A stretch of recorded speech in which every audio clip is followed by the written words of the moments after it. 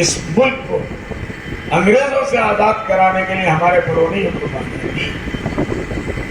बंगाल में सिराजुद्दौला ने, आपके कर्नाटका में नवाब टीपू सुल्तान साहब रखतुल्लाह ने, शिवाजी महाराज ने और दूसरे राजाओं ने मिलकर इस लड़ाई को आगे बढ़ाया और महसूस किया कि इस मुल्क को हम गुलाम नहीं होंगे।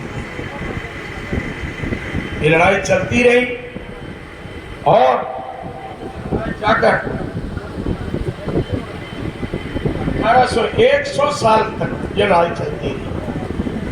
पूरे हिंदुस्तान में अलग अलग जगहों में कोई हिंदू ये न कह सकता था कि हमने अकेले लड़ाई लड़ी, कोई मुसलमान नहीं कह सकता। और अफसोस की बात है, हमारे बड़े बड़े प्रोफेसर टीचर्स भी आज़ादी की बात शुरू करते हैं तो 1857 से करते हैं, उससे पहले किसी की बात नहीं करते। एक दिन में ये बिल्डिंग ऐसे ही नहीं बन जाती। 50 माले पे जाना है, 70 माले पे जाना है बिल्डिंग को लेकर, तो फाउंडेशन नहीं मजबूत करना पड़ता। आशिया को जरूरत लहू की पड़ी, आशिया को जरूरत लहू की पड़ी, सबसे पहले ही गर्दन हमारी कटी। आशिया को लहू की जरूरत पड़ी, सबसे कर दे गर्दन हमारी कटी। फिर भी कहते हैं हमसे ये अहले चमन, फिर भी कहते हैं हमसे ये अहले चमन, ये चमन है हमारा तुम्हारा नहीं। यहाँ पर उनका वजीर था, अगर वो गद्दारी नहीं करता और नवाब सिराजुद्दौला को मैदान में और उनके बेटे टीपू सुल्तान साहब ने इस तलवार को उठाया अंग्रेजों के खिलाफ। उनका एक मशहूर डायलॉग था, 100 साल की गिदड़ की जिंदगी से बेहतर है एक दिन की शेर की जिंदगी। मैं किसी के सामने अंग्रेज के घुटने नहीं टेकूंगा, मर जाऊंगा, शहीद हो जाऊंगा। और कुछ लोगों के जब नाम आते हैं, आना चाहिए, गांधी जी का नाम उनके सरपंच थे और नेहरू जी का नाम, वल्लभ भाई पटेल का नाम और मुसलमानों का एक ही नाम मौलाना अबुल कलाम आज़ाद का आता है। यकीनन इन लोगों की कुर्बानियां हैं, जेलों में ये गए हैं, लेकिन कितने दिन के लिए?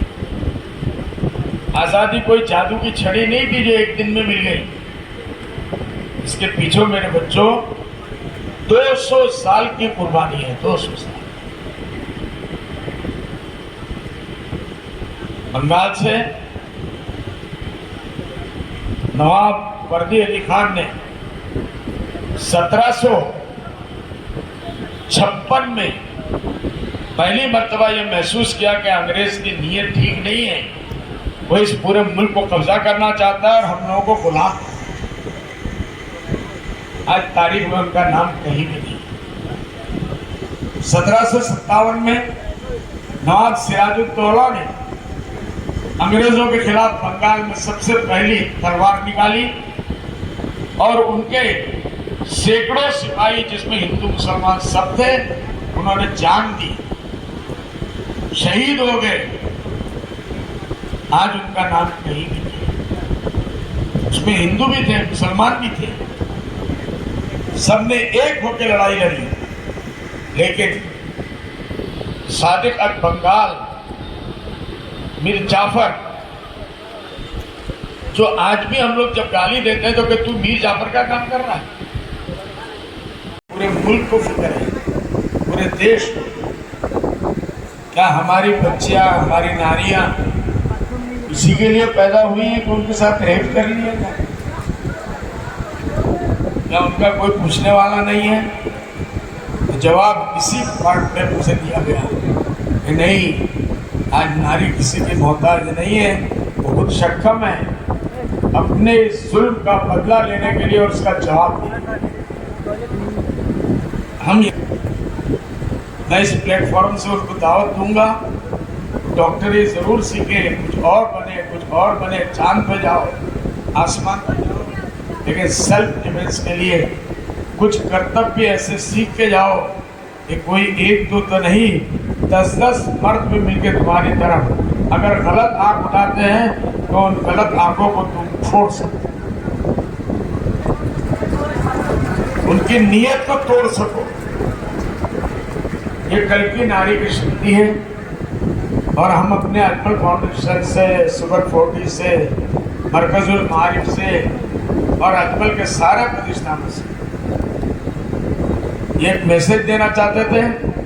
जो लता जी का गाया हुआ आज़ादी के ऊपर, अगर ये गाना मैं ना सुनाऊं, शायद उनकी रूह के साथ बड़ी नाइंसाफी होगी। इसलिए जो लोग समझ रखते हैं या जिनके दिल में दर्द है आज़ादी का, वो महसूस किए होंगे कि लता जी ने कितने दर्द भरे अंदाज में, लिखने वाले ने क्या दर्द भरा अंदाज से लिखा और उन्होंने कमाल कर दिया गा के। जो मैं समझता हूँ सिर्फ लता मंगेशकर ही पूरी दुनिया में एक औरत थी जो इस आवाज़ में गा सकती थी और उन्होंने उसका हक अदा किया। एक एक पंखड़ी के ऊपर अगर देखा जाए तो आज़ादी के मतवाले जो आज़ादी को आज कोई कीमत नहीं समझते, आज़ादी के दिन 15 अगस्त हो या 26 जनवरी हो, घरों में बैठ कर सिनेमा देखते हैं, वो इन प्रोग्रामों में नहीं आते हैं। उनको नहीं मालूम कि ये सिर्फ 78 बरस की मेहनत की नतीजा नहीं है। इतनी बड़ी आज़ादी जिस मुल्क को अंग्रेजों ने गुलाम बना दिया था, ईस्ट इंडिया कंपनी के नाम से बिजनेस के नीयत से वो आए थे।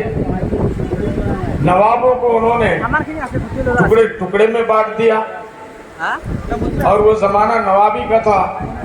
हर नवाब को उन्होंने ख्वाब दिखाया कि हम तुम्हारी हिफाजत के लिए कुछ सिपाही यहाँ रखते हैं, उसका खर्च तुम्हें बर्दाश्त करना पड़ेगा और जब भी तुम्हारे ऊपर कोई मुसीबत आएगी हम तुम्हारा